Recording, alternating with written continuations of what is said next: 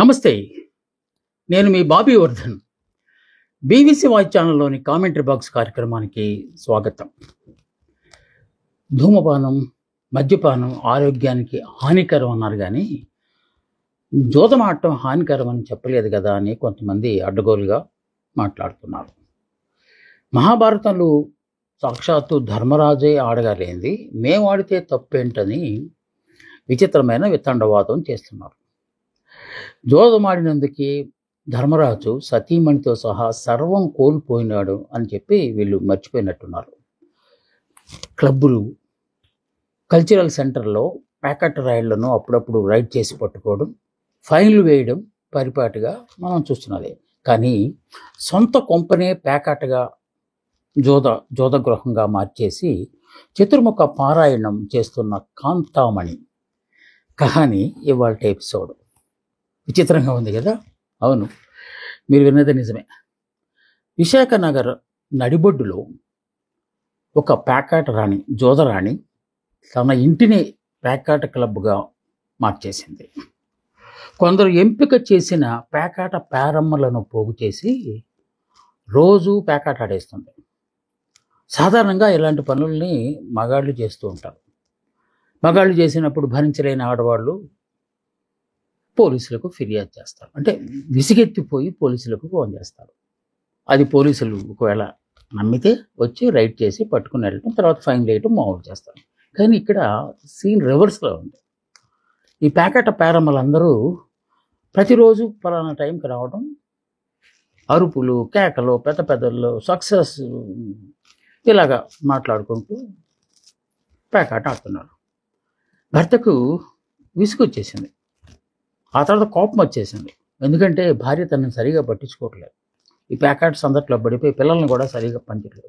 వాళ్ళ స్కూల్ పంపించడం, ఇలాంటి పనులు కూడా చేయటం లేదు. బాగా విసిగెత్తిపోయి ఆయన ఏం చేయాలని అర్థం కాక అతను తనలో తను మదనపడ్డాడు. ఏంటి, ఒకవేళ నేను పోలీసులకు కంప్లైంట్ ఇస్తే గుట్టు రట్టు అవుతుంది, లేకపోతే మన పరువే పోతుందని కొంతకాలం ఆగాడు. ఆ తర్వాత పరిస్థితి మరీ విషమించడంతో స్థానిక పోలీస్ స్టేషన్లో ఫిర్యాదు చేయడానికి వెళ్ళాడు. పోలీసులు ముందు నవ్వారు. అబ్బాయిలు వాళ్ళ ఉన్నావయ్యా, ఆడవాళ్ళు పేకాడటం ఏంటి, మగవాళ్ళు కంప్లైంట్ చేయటం ఏంటి, పైగా నీ భార్య అని చెప్తున్నావు, మీ ఇద్దరి మధ్య ఏదో గొడవ ఉన్నట్టుందో అది మీరు తెలుసుకోండి అని చెప్పి పంపించేశారు. అయినా పరిస్థితిలో మార్పు రాలేదు, ఇంకా ఎక్కువైపోయింది.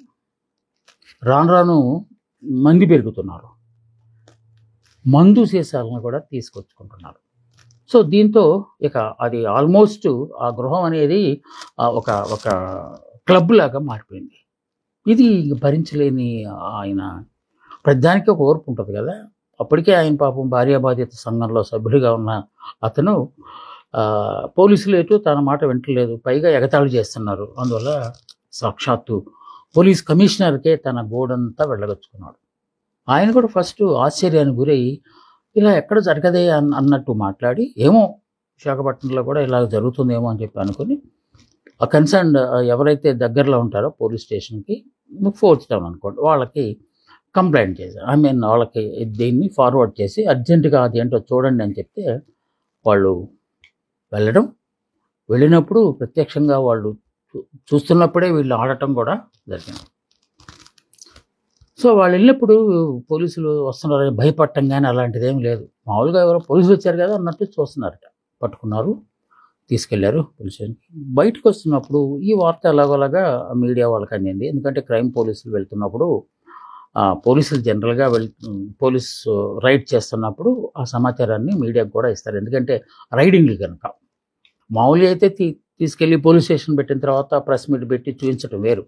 ఇలాంటివి రైడ్స్ కనుక మీడియా వాళ్ళు తెలిసింది. మీడియా వాళ్ళు వచ్చి ఫోటోలు తీస్తే సాధారణంగా జరిగే సంఘటన ఏంటి, ఎలాంటి వాళ్ళైనా ముఖానికి చేతులు అడ్డు పెట్టుకుంటారు. లేకపోతే ఈ తారామణులు కనుక వీళ్ళు శిఖామణులు పేకాట ఆడే లేడీస్ కనుక కనీసం చీరలైనా అడ్డు పెట్టుకోవాలి. అలాంటిది ఏమీ లేదు. తీసుకొని ఫోటోలు మీ ఇష్టం అన్నట్టుగా వాళ్ళు ఫోజులు ఇచ్చారట. తీసుకెళ్లారు పోలీస్ స్టేషన్కి, కేసు నమోదు చేశారు. నమోదు చేసిన తర్వాత వాళ్ళకి కొంత కౌన్సిలింగ్ ఇచ్చారు. ఏంటమ్మా ఇది దారుణం కావుతా, తెలుసు కదా మీకు, అది నేరం, డబ్బులతో ఆడటం అని. సాధారణంగా ఈ రిక్రియేషన్ క్లబ్స్లో అలాంటి వాటిల్లో జూదం ఆడినప్పటికీ అది కేవలం ఆహ్లాదం కోసమే, అంటే డబ్బులు ఏమీ లేకుండా ఆడతారు. ఇక్కడ మళ్ళీ డబ్బులు, ఎందుకంటే అక్కడ వాళ్ళు ఆడుతున్నప్పుడు 25,000 దాకా డబ్బులు దొరికాయట. అవి కూడా పట్టుకున్నారంటే వాళ్ళు డెఫినెట్గా మనీ కోసమే పేక ఆడుతున్నట్టుగా దాన్నిగా గ్రహించారు. అదే ఎఫ్ఐఆర్ కూడా రాశారు. రాసి వాళ్ళకు కొంత కౌన్సిలింగ్ ఇచ్చి, ఫైన్ వేసి, స్టేషన్ బెయిల్ ఇచ్చి పంపించేశారు. ఈ తతంగాన్ని అంతా మీడియా వాళ్ళు రికార్డ్ చేస్తున్నా కూడా వాళ్ళు ఎలాంటి అభ్యంతరం చెప్పలేదు. నవ్విపోదురు నాకేటి సిగ్గన్నట్టుగా వాళ్ళు ప్రవర్తించారట, వెళ్ళిపోయారు. మామూలే. సో ఏంటి ఇదంతా అనేది బొగ్గుమన్నది మీడియాలో రావడంతో, ఏంటి విశాఖ నగరానికి కాస్మో కల్చర్ వచ్చేస్తుందా అని కొంతమంది ఆశ్చర్యం ఎక్కువ చేస్తే, ఈ గ్లోబలైజ్డ్ ఎకానమీలో ఇలాంటి మెట్రో సిటీస్ కూడా మెల్లమెల్లగా ఇలాంటి పోస్ట్ కల్చర్గా అలవాటు పడుతున్నాయి. సో ఇది చాలా ప్రమాదకరమైన పరిస్థితి అని చెప్పి ఫోరం ఫర్ బెటర్ విశాఖ సభ్యులు మనం సంప్రదించినప్పుడు వాళ్ళు ఆందోళన వ్యక్తం చేశారు. సో కరెక్టే, ఎందుకంటే ఇది నగరం నరిబొడ్డులో సొంత ఇంట్లోనే ఇలాంటిది పెట్టారంటే కొంచెం ఒకంత ఆశ్చర్యమే అందరికీ. పైగా విశాఖకు ఒక గొప్ప పేరుంది. ఈ కల్చరల్ క్యాపిటల్ ఆఫ్ ఆంధ్రప్రదేశ్ అంటారు. సాంస్కృతిక రాజధాని.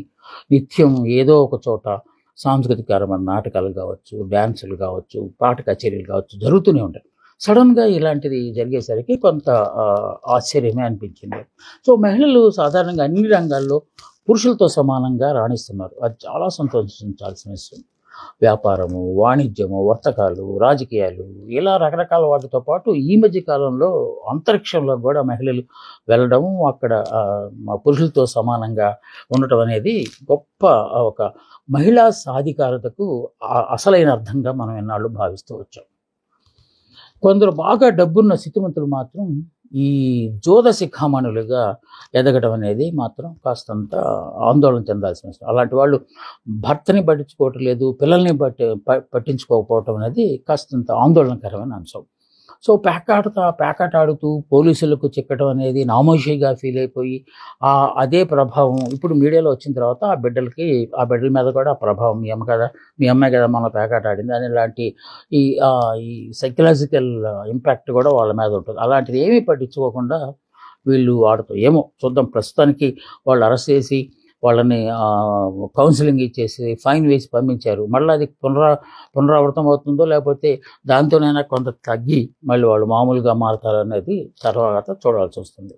ఢిల్లీ, బొంబాయి, బెంగళూరు, హైదరాబాద్ లాంటి కాస్మో సిటీల్లో సాధారణంగా ఈ పోస్ట్ కల్చర్ ఉంటుంది. అంటే ఉమెన్ అంటే వాళ్ళు ఉద్యోగస్తులు కాకపోతే డబ్బున్న వాళ్ళు ఉద్యోగం చేయట్లేదు, ఏం చేస్తారు వాళ్ళందరూ? సో సాయంత్రానికి క్లబ్బులకు వెళ్ళటం, లేకపోతే కొంత ఆటపాటలతో ఎంజాయ్ చేయటం అనేది.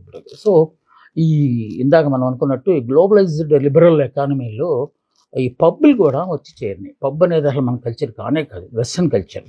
గోవా లాంటి విదేశీ పర్యాటకులు ఎక్కువగా వచ్చే ప్రాంతాల్లో మాత్రమే పరిమితమైన ఈ పబ్ కల్చర్ మెల్లమెల్లగా అన్ని నగరాలకు పాగుతూ వచ్చింది. ఎందుకంటే ఎప్పుడైతే విదేశీ పెట్టుబడులు వచ్చినాయో విదేశాల వాళ్ళు వాళ్ళకి కావాల్సింది పెట్టుకుంటారు కనుక మనకు సాంప్రదాయ సంగీతాలను పైగా ఇలాంటి క్లబ్బుల్లో భరతనాట్యం, కూచిపూడి చేస్తారంటే ఒప్పుకుంటారు కనుక వాళ్ళకి కావాల్సిన డీజేలు ఇవన్నీ పెడుతున్నారు.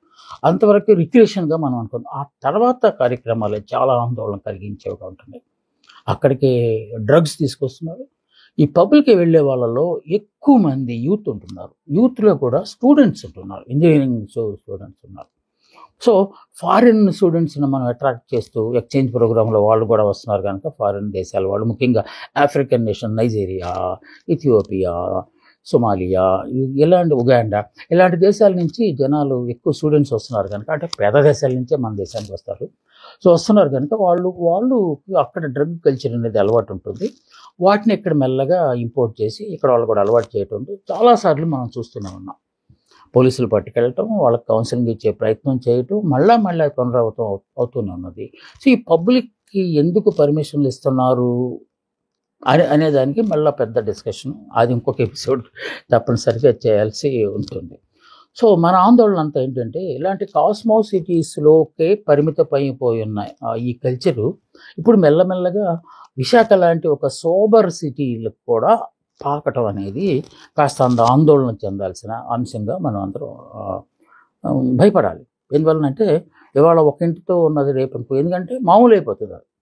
ఒకవేళ ఇప్పుడు బ్యాడ్ జరిగితే బ్యాడ్ అని కొంతకాలం అంటారు, ఆ బ్యాడ్కి యాక్సెప్టెన్స్ వచ్చేస్తుంది, అంగీకారం వచ్చేస్తుంది, బ్యాడ్ ఏముంది దాంట్లో తప్పే ఉంది అనేలాగా వచ్చింది అనుకోండి, అప్పుడు ప్రమాదం అయిన దీనిగా మనం భావించాల్సి ఉంటుంది.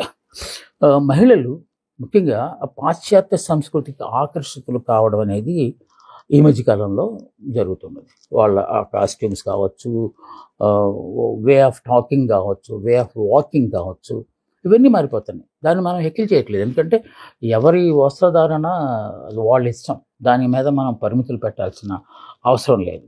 వాళ్ళ శరీర ఆకృతులకు సంబంధించి వాళ్ళకి ఎలాగ వెసులుబాటు ఉంటే అసలు. కానీ సమాజం అనేది ఒకటి ఉన్నది, మన ఇంట్లో మనం ఏమైనా చేసుకోవచ్చు, బయటికి వెళ్ళిన తర్వాత అందరి కళ్ళు మన మీద పడేలాగా ఉండకూడదు అనేదాన్ని మాత్రం, ఆ సూత్రాన్ని మాత్రం మనం పాటించాలి. నా వాళ్ళు నా ఇష్టం ఇలా అనటానికి వీల్లేదు, ఎందుకంటే మనం ఒక నాగరిక సమాజంలో బతుకుతున్నాం కనుక. ఇప్పుడు ఇందాక మనం చెప్పుకున్న ప్యాకెట్ రాణీళ్ళు నా ఇల్లు నా ఇష్టం ఉంది ఆవిడ, కానీ ఏమైంది, పోలీస్ స్టేషన్కి వెళ్ళింది. సో ఇక్కడ నా వాళ్ళు నా ఇష్టం లాంటి ఇవి అనే భాష ఇక్కడ పనికిరాదు. ఎందువల్ల అంటే మనం ఒక నైతికతతో కూడిన సమాజంలో మనం బతుకుతున్నాం కనుక, సమాజ పరిసర ప్రాంతాలను కూడా మనం గౌరవం ఇవ్వాలి కనుక. సో పబ్లిక్ నేకెడ్నెస్, పబ్లిక్ ఇలాంటివి యాక్సెప్ట్ చేయరు ఎలాంటి సివిలైజ్డ్ సొసైటీలో. అది కొంత బరితెగించిన సంస్కృతిగా దాన్ని మనం భావించాలి. ఇప్పుడు వెస్ట్రన్ కంట్రీస్లో అక్కడ ఉండే వాతావరణాన్ని బట్టి వాళ్ళు వస్త్రధారణ ఉంటుంది. ఇక్కడ మనకి సగం ఎండాకాలం ఉంటుంది, సంవత్సరంలో సగం ఎండాకాలం ఉంటుంది కనుక అలాంటివి మనం వేసుకోవటం అనేది కొంచెం ఇబ్బందికరమైన అంశంగానే మనం భావించాలి. అది ఈ ప్యాకెట్తో ఆగుతుందా అంటే ఏమో చెప్పలేం. ఇప్పుడు మనం ఈ రైడ్ చేసి పట్టుకున్న చోట మందు బాటిళ్ళు కూడా కనిపించాయన్నారు. కేవలం తాగడానికి ఉపయోగపడే మందునే వాడుతున్నారా, లేకపోతే ఇంకేమైనా కూడా వాడుతున్నారంటే ఏమో, ఫ్యూచర్లో అలా జరిగేదేమో. ఇది పోలీసుల దృష్టికి వచ్చి పోలీసులు పట్టుకొని వాళ్ళని తీసుకెళ్ళటం వల్ల కొంత వెలుగులోకి వచ్చింది, వాళ్ళు అప్రమత్తమయ్యే ఆస్కారం ఉంది, ఆ పరిసర ప్రాంతాలలో కూడా అప్రమత్తమయ్యే ఆస్కారం ఉంది. అలా కాకుండా ఇదే కొనసాగించి ఉంటే, ఇది బయట రాకుండా ఉంటే ఆ ప్యాకెట్ నుంచి మందు నుంచి డ్రగ్గులకు మారే ఆస్కారం లేదా? ఉంది. మనకు ఇక్కడ విశాఖపట్నంలో కూడా పబ్బులు పెడుతున్నారు, స్పాస్ అని పెడుతున్నారు. స్పాస్ దాంట్లో యూనిసెక్సువల్ అని పెడుతున్నారు, అంటే మగాళ్ళకి ఆడవాళ్ళు, ఆడవాళ్ళకి మగాళ్ళు సఫరీలు చేస్తారు. ఇక్కడ మసాజ్ చేయటాలు, లేకపోతే హెయిర్ కట్లు చేయటాలు, పేరుకి అదే, లోపల మాత్రం అసాంఘిక కార్యక్రమాలు జరుగుతున్నాయని చెప్పి. అది కూడా వెస్ట్రన్ కల్చర్లో ఒక భాగమే, కాస్మో కల్చర్లో ఒక భాగమే. సో విశాఖపట్నం కూడా అటువైపు వెళ్తుందా అనే ఆందోళన మాత్రం తప్పనిసరిగా వస్తుంది. చాలా సోబర్ సిటీ ఇది.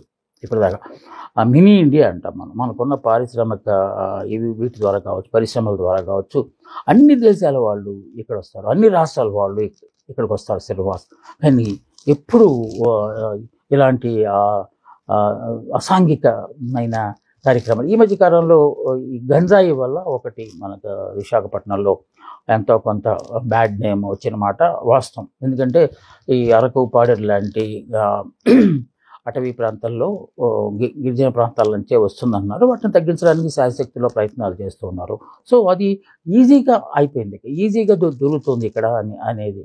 ఇప్పుడు మనం ఈ జరిగిన ఈ రైడింగ్ గురించి కనుక సోషల్ మీడియాలో కనుక ఎక్కువ విస్తృతమైన ప్రచారం జరిగితే తప్పనిసరిగా మిగతా ప్రాంతాల వాళ్ళు కూడా వాటిని అనుకరించడానికైనా ప్రయత్నిస్తారు, లేకపోతే విశాఖపట్నం వెళ్తే మనం ఏమేం చేసుకోవచ్చు అనే ఒక భావానికైనా వచ్చే ఆస్కారం ఉంది. సో మరీ ఆందోళన చెందాల్సినది ఏమి లేదు. బట్ ప్రారంభంలోని పరిస్థితులు మన గురువు ఏదైనా ఒక చిన్న సంఘటన జరగానే వెంటనే హడావుడి చేస్తారు పోలీసులు, ఇంకా తర్వాత దాని గురించి మర్చిపోతారు. అప్పుడు మళ్ళీ ఇంకో చోట అది ప్రారంభమయ్యే ఆస్కారం ఉంది. సో ముందుగానే దీన్ని పసిగట్టారు కనుక సో ఎలాంటి విస్తరణకు అవకాశం లేని, అంటే ఇది ఇంకా పెరిగిపోవడానికి ఆస్కారం లేని ఒక పకడ్బందీ వ్యూహాన్ని కనుక ఒక టాస్క్ ఫోర్స్ అంటాం కదా మనం, టాస్క్ ఫోర్స్ లాంటిది పెట్టేసి అప్పుడప్పుడు మన ఈ గృహాల వైపు కూడా వెళ్ళి ఎక్కడ ఏ చిన్న అనుమానం వచ్చినా కూడా ప్రజలను అప్రమత్తం చేయటం, ప్రజలే డెఫినెట్గా తెలియజేస్తారు. ఈ కేసులో మనం మాట్లాడుకున్న ఈ కేసులో భర్తే బాధితుడిగా కంప్లైంట్ చేశాడు కనుక పరిసర ప్రాంతాల వాళ్ళు కూడా కంప్లైంట్ చేసేదానికి మనకెందుకులే, వాళ్ళు చావు వాళ్ళు చేస్తారంటే లేదు, ఆ చావు మన దగ్గర కూడా వస్తుందని అందరూ భావించాలి. అప్పుడు మాత్రమే మనం మెరుగైన సమాజాన్ని ఆశించడానికి ఆస్కారం ఉంది.